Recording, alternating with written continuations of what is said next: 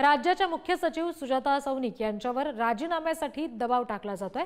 ठाकरेंच्या शिवसेनेचे नेते अंबादास दानवे यांनी हा आरोप केला। राजीनामा न दिल्यास पतीवर खोटी कारवाई करण्याची सरकारची तयारी आहे।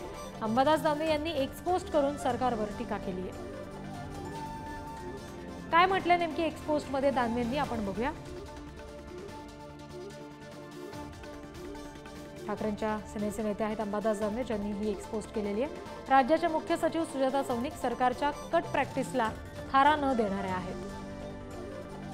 सौनिक यांच्यावर सरकारतर्फे आता राजीनाम्यासाठी दबाव टाकला जात आहे। राजीनामा न दिल्यास त्यांच्या पतीवर कोणत्याही कारणाने खोटी कारवाई करण्याची तयारी सरकार करते। महाराष्ट्रात कारकीर्द गाजवणारे अधिकारी व्ही राधा आणि IA कुंदन यांनाही अगदी अडगळीत ठेवले। एकीकडे लाडकी बहीण म्हणून रोज इव्हेंट करायचे आणि दुसरीकडे सक्षम भगिनीला त्रास देण्यासाठी षडयंत्र रचायचं असा कारभार सुरू आहे।